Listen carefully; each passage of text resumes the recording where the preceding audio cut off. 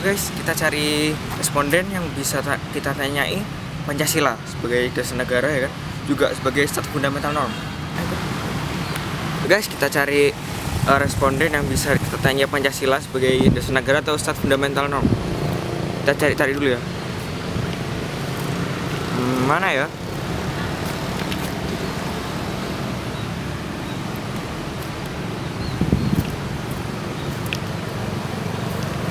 Mas, Pagi, ada apa mas ya?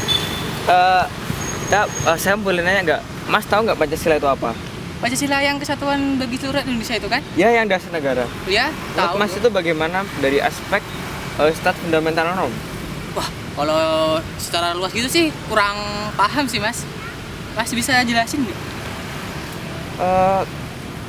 Coba kalau kan ada dua aspek penting ya fundamental norm. Itu tahu nggak? Wah mas, kalau secara luas sih kurang tahu.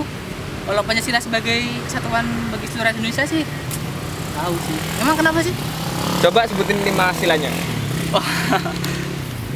1. Ketuhanan yang Maha Esa. 2. Kemanusiaan yang adil dan beradab. 3. Persatuan Indonesia. 4. Kerakyatan yang dipimpin oleh hikmat kebijaksanaan bagi seluruh rakyat Indonesia. 5. Keadilan sosial bagi seluruh rakyat Indonesia. Bener nggak? Bener dong. Oke deh. Kita tunggu penjelasan dari teman kita. Dadah. Selamat pagi. Pada kesempatan kali ini saya akan menjelaskan apa itu nilai-nilai Pancasila dalam stat fundamental norm.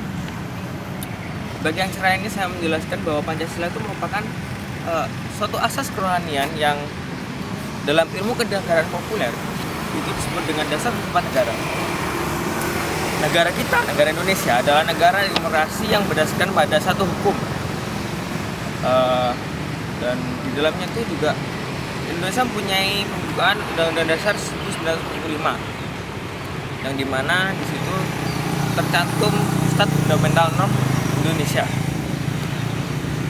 Pembukaan Undang-Undang Dasar 1945 itu tercantum dalam Undang-Undang Dasar 1945 yang disahkan oleh PPKI tanggal 18 Agustus 1945, yang dimana itu di dalam pembukaan Undang-Undang Dasar 1945 itu dalam alinea yang ada 4 alinea itu menjelaskan isi-isinya jika ditinjau dari isinya. Lalu Pancasila sebagai dasar negara juga sebagai dasar filsafat negara yang dalam tata tertib hukum Indonesia merupakan kedudukan sebagai stat fundamental norm atau sebagai norma dasar negara. Pancasila merupakan suatu dasar negara kita kan. Jadi Pancasila itu mempunyai suatu norma dasar negara yang sangat penting. Juga di dalamnya itu juga mempunyai dua aspek penting yang sangat fundamental. Yang pertama, memberikan faktor-faktor untuk terwujudnya tata tertib hukum di Indonesia. Yang kedua, memasukkan diri dalam tata tertib hukum Indonesia sebagai tertib hukum di Indonesia. Dalam ilmu filsafat negara yaitu ada dua sumber hukum. Yang pertama itu dibedakan dari sumber formal hukum. Yang kedua sumber material hukum. Dari sini bisa kita peroleh hasil yaitu Pancasila itu merupakan suatu hukum dan norma yang sangat positif. Selanjutnya akan dilanjutkan oleh banyak dari responden kita, mungkin juga dari teman-teman kita menjelaskan lebih lanjut. Terima kasih. Pengertian isi pembukaan Undang-Undang Dasar Republik Indonesia tahun 1945. Pada alinea pertama yang berbunyi bahwa sesungguhnya kemerdekaan bangsa Indonesia itu ialah hak segala bangsa, dan oleh sebab itu maka penjajahan di atas dunia harus dihapuskan karena tidak sesuai dengan pri kemanusiaan dan pri keadilan. Maksud dari kutipan ini adalah bahwa setiap individu atau setiap manusia memiliki hak kodrat untuk merdeka.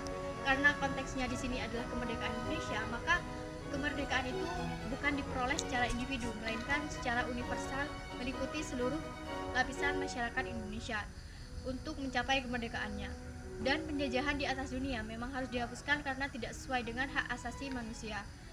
Dan pada alinea kedua yang berbunyi, dan sesungguhnya kemerdekaan kebangsaan Indonesia itu telah sampailah kepada saat yang berbahagia dengan selamat kentausa mengantarkan rakyat Indonesia ke depan pintu gerbang kemerdekaan Indonesia yang merdeka, bersatu, berdaulat, adil, dan makmur.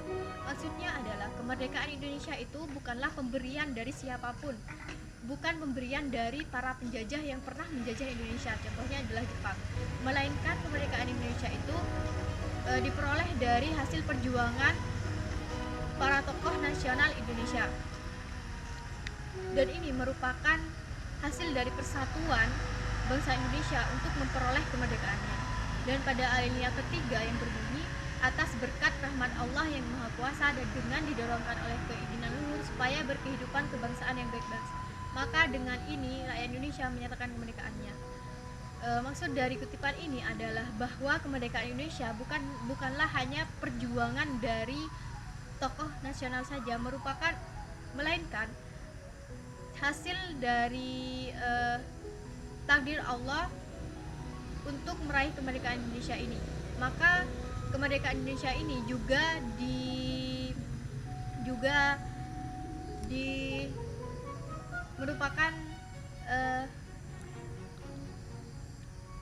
merupakan hasil dari para bangsa Indonesia dengan meminta pertolongan kepada Allah Subhanahu wa taala. Isi dari Undang-Undang Dasar 1945 alinea keempat yaitu tentang perincian yang lebih lanjut dari prinsip-prinsip dan pokok-pokok yang itu mengenai pembentukan suatu negara.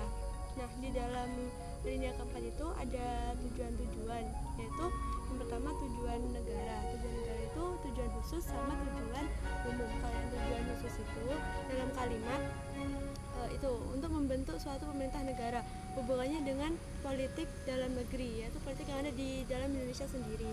Terus yang kedua yaitu untuk melindungi segenap bangsa dan seluruh tumpah darah yang itu. Nah, itu artinya hukum di Indonesia itu bersifat formal. Kemudian untuk mencerdaskan kehidupan bangsa, nah itu artinya kalau dalam kalimat tersebut menjelaskan bahwa tujuan hukum dari negara itu bersifat material. Terus tujuan umumnya yaitu kan ada kalimat begini, itu berhubungan sama dunia, maksudnya hubungan Indonesia dengan negara-negara yang ada di dunia yang saling bekerja sama, yaitu dalam politik luar negeri, negara-negara yang ikut melaksanakan ketertiban dunia seperti itu. Terus di adanya alinea keempat itu tentang ketentuan diadakannya UUD negara. Nah, ketentuan diadakannya UUD negara itu menunjukkan bahwa Indonesia merupakan negara yang berdasar atas hukum, dan ketentuan yang ada di alinea pembukaan alinea keempat itu lebih tinggi tingkatannya dibandingkan pasal-pasal yang ada di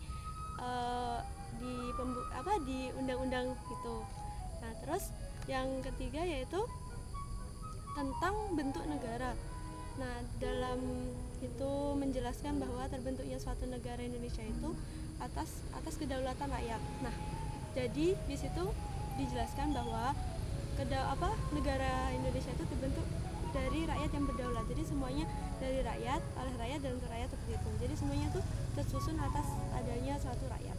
Nah, dan yang terakhir yaitu tujuan membentukkan itu sebagai dasar filsafat, sesuai dengan dasar filsafat, yaitu sesuai dengan Pancasila dari 1 sampai 5, yaitu ketuhanan yang Maha Esa, kemanusiaan yang adil dan beradab, persatuan Indonesia, kerakyatan yang dipimpin oleh hikmat kebijaksanaan dalam permusyawaratan perwakilan, dan keadilan sosial bagi seluruh rakyat Indonesia.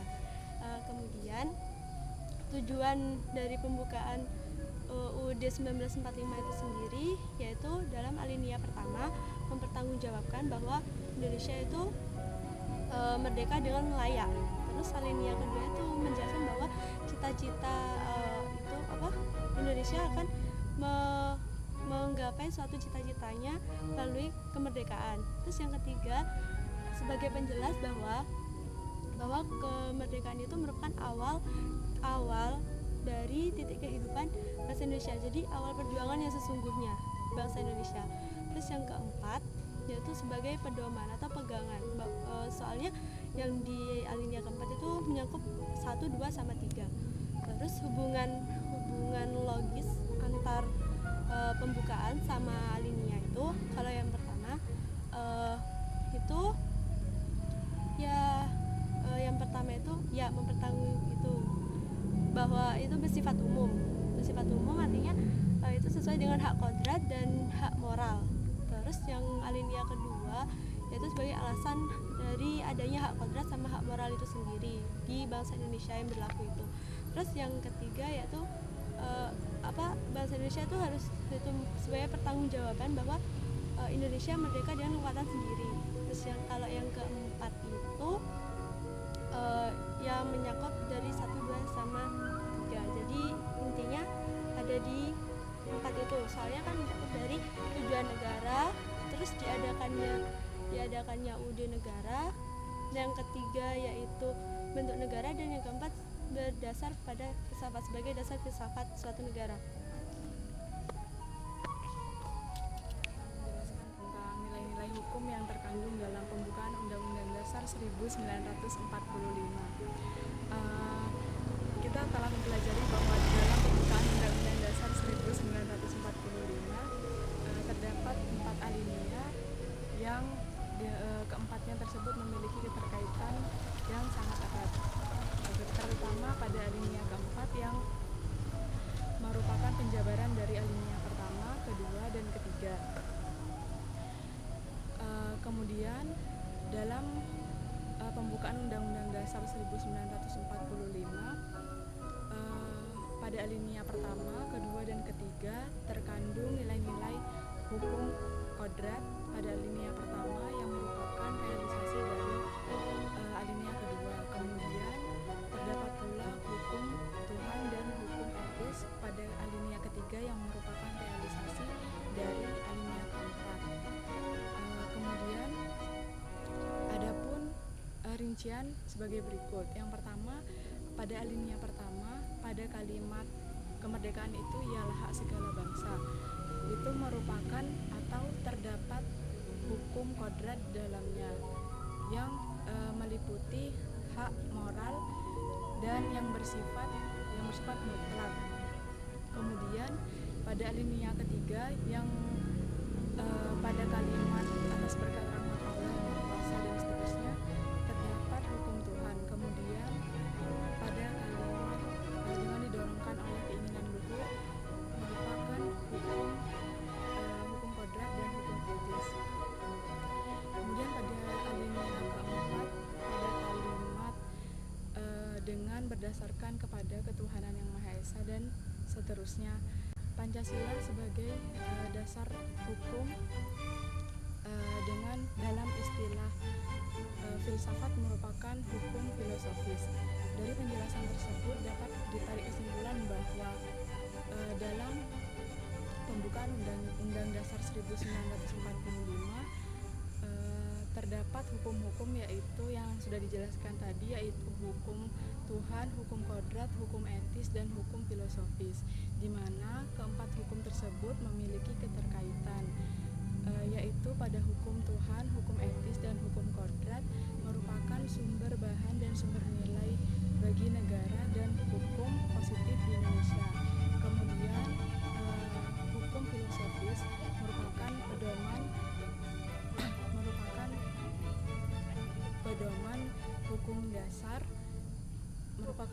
hukum dasar yang merupakan kesimpulan dari hukum Tuhan, hukum kodrat, hukum etis, dan yang ketiga tersebut.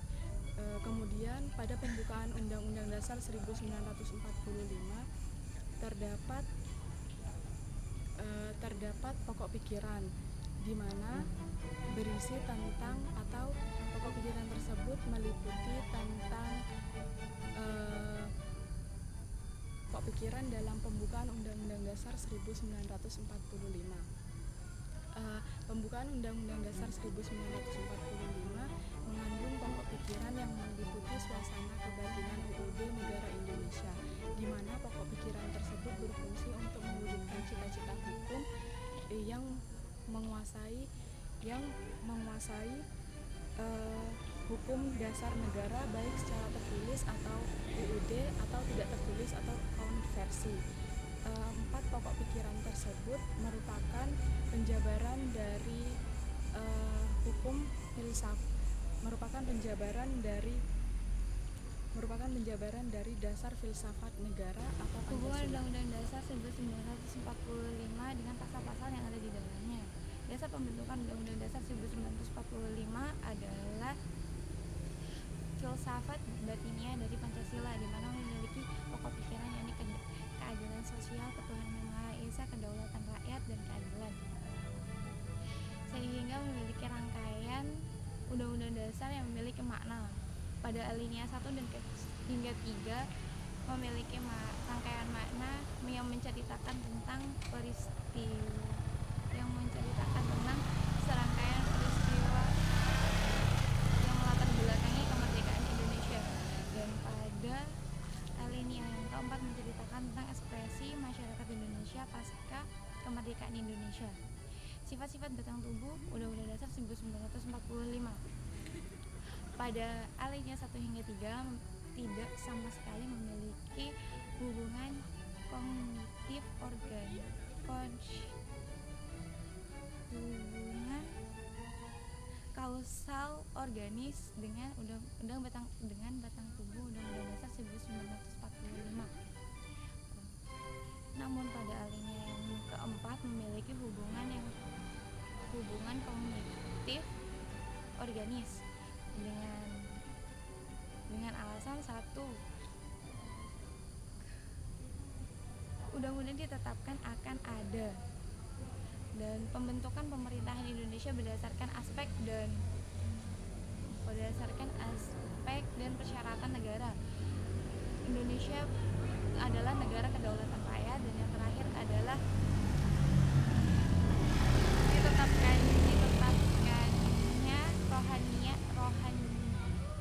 dasar rohaniah dalam negara. Oke, di sini saya akan menjelaskan hubungan antara pembukaan UUD 1945 dengan Proklamasi 17 Agustus 1945. Sebagaimana yang telah ditetapkan oleh ketetapan MPR bahwa pembukaan UUD 1945 dengan Proklamasi 17 Agustus 1945 merupakan suatu kesatuan. Berdasarkan sifat kesatuan antara pembukaan UUD 1945 dengan proklamasi kemerdekaan 17 Agustus 1945, maka sifat hubungan antara pembukaan dengan proklamasi adalah memberikan penjelasan, penegasan, serta bertanggung jawab atas dilaksanakannya proklamasi pada tanggal 17 Agustus 1945. Proklamasi pada hakikatnya bukanlah merupakan tujuan, melainkan persyaratan untuk tercapainya tujuan bangsa dan negara. Maka, proklamasi memiliki 2 macam makna sebagai berikut.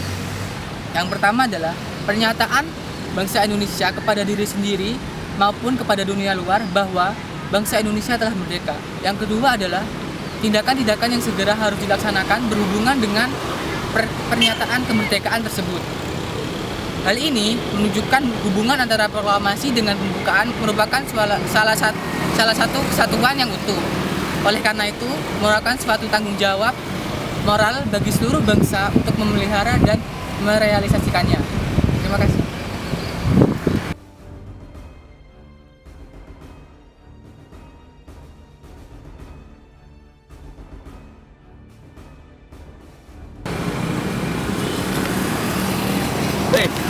Oh, goblok apa ini? Sosial.